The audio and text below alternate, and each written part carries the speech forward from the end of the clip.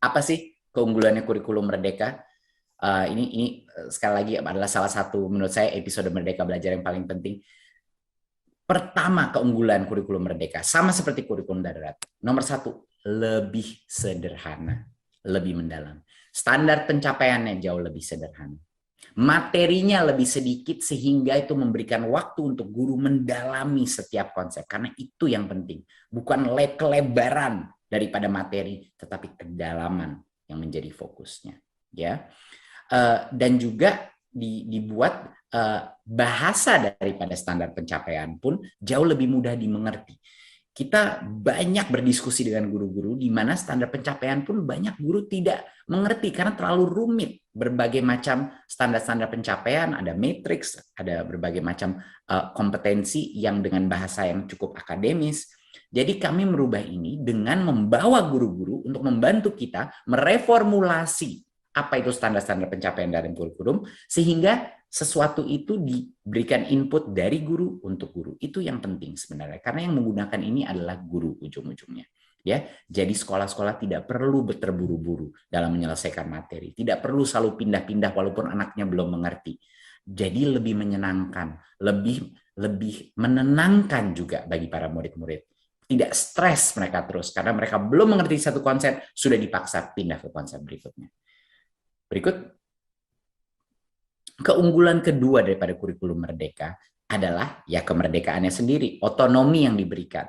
Ya, saya berikan beberapa contoh. Di dalam program SMA sekarang tidak ada lagi program peminatan ya untuk yang memilih kurikulum Merdeka. Ya, tidak ada lagi jurusan ya kejuruan atau peminatan yang dulu namanya. Peserta didik bisa memilih mata pelajaran sesuai minat, bakat, dan aspirasinya. Di 2 tahun terakhir SMA, ini salah satu keputusan atau choice atau pemilihan yang bisa diberikan kemerdekaan bagi anak-anak kita yang sudah mulai masuk dalam umur dewasa untuk bisa memilih. Berarti dia tidak terkotak-kotak kepada misalnya IPA atau IPS saja. Mereka bisa memilih sebagian IPA, materi mata pelajaran IPA, sebagian IPS, dan itu adalah suatu hal yang sudah dilakukan di banyak sekali program-program kurikulum internasional, sudah banyak sekali program-program di negara-negara maju yang memberikan pilihan bagi anak-anak kita karena dari kecil mereka sudah dibiasakan untuk bisa memilih dan akuntabel akan keputusannya dia. Dan guru ini diberikan hak untuk mundur apa maju di dalam kurikulum itu, di dalam suatu fase, sesuai dengan tahap pencapaian dan perkembangan murid-muridnya. Ini adalah suatu perubahan yang luar biasa diminta oleh semua guru. Banyak sekali guru-guru yang komplain kepada saya, bahwa walaupun anak-anaknya belum siap maju ke depan, dan makanya kita melihat survei, banyak sekali anak-anak kita di daerah-daerah yang lebih tertinggal itu udah tertinggal 2 tahun bahkan pembelajarannya. Ya, karena guru itu terpaksa untuk terus maju tanpa memikirkan siapa yang ketinggalan. Jadinya guru ini bisa memilih, kalau misalnya guru itu merasa dia mau lebih cepat, itu bisa. Kalau guru itu merasa dia mau pelan-pelan dikit untuk memastikan nggak ada yang ketinggalan, juga bisa. Dan sekolah di dalam kurikulum Merdeka ini, sekolah ini diberikan kewenangan untuk mengembangkan kurikulum itu, ya, untuk mengembangkan kurikulum itu sesuai dengan karakteristik sekolah tersebut. Jadinya level otonomi, level kemerdekaan bagi sekolah, bagi guru, dan bagi peserta didik itu sangat tinggi. Jadi ini bukan malah kurikulum yang ingin membelenggu sekolah-sekolah. Ini adalah kurikulum yang paling merdeka dan memberikan kemerdekaan kembali kepada sekolah, hak-hak memilih bagi murid, guru, dan sekolah. Berikut.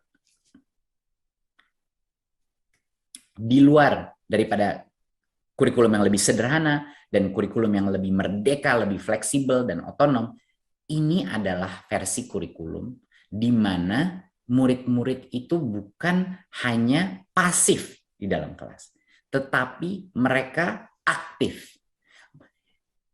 Jenis-jenis aktivitas yang dilakukan dalam kurikulum ini banyak sekali yang project based. Banyak sekali yang project based. Kita memberikan ruang di dalam waktu kelas untuk project based yang sangat besar. Karena satu, kenapa relevan? Karena ini adalah skill-skill yang akan dibutuhkan anak itu pada saat dia keluar. Dia harus bisa bekerja secara kelompok. Dia harus bisa menghasilkan suatu hasil karya. Dia harus bisa berkolaborasi dan memikirkan hal-hal secara kreatif. Ya. Dan dengan ini akan menjadi jauh lebih menyenangkan buat siswa maupun juga buat gurunya. Ya. Ini memberikan mereka kesempatan juga untuk mengembangkan karakter mereka. Ya, dengan interaktif. Kita sering komplain bahwa anak-anak kita mungkin tidak benar-benar mengerti apa dan belum mendarah daging konsep Pancasila atau belum mendarah daging konsep-konsep seperti budi pekerti dan lain-lain. Yaitu alasannya karena ya kalau mereka membaca itu saja di dalam buku teks, ya tentu saja tidak akan terserap. Mereka harus bisa mengimplementasikannya dengan tindakan nyata. Itulah makanya project based learning menjadi komponen yang sangat penting dan juga jauh lebih menyenangkan sehingga anak-anak merasa sekolah itu jauh lebih interaktif. Jauh lebih interaktif dari sekarang. Pasif saja dengerin guru lalu dites di akhirnya. Ya jelas kalau anak-anak kita tidak mengasosiasikan sekolah dengan sesuatu yang menyenangkan, yang interaktif, di mana mereka merasa mereka itu penting dalam proses pembelajaran itu, di dalam ruang kelas. Ya anak itu akan selalu mengasosiasikan sekolah dengan suatu hal yang negatif. Dan dia tidak mungkin akan menjadi pembelajar sepanjang hayat. Jadi ini adalah elemen ketiga yang terpenting untuk bukan hanya pendidikan skill-skill masa depan dia, bekerja di dalam knowledge economy, di mana ada digital revolution dan lain-lain, dia bisa berkolaborasi, kreativitas, dan critical thinking, tetapi juga pendidikan karakter dia. Karena ini disinilah karakter akan dibangun dengan bekerja sama gotong royong dengan teman-temannya, dengan gurunya untuk melakukan proyek-proyek dalam lingkungan, ya, proyek-proyek climate change, proyek-proyek kebinekaan untuk membangun rasa toleransi antara suku, antara agama, proyek-proyek kesehatan untuk mengerti dampak kesehatan pada dirinya, literasi digital, dan lain-lain. Semua proyek-proyek yang penting, yang relevan, dan yang aktif.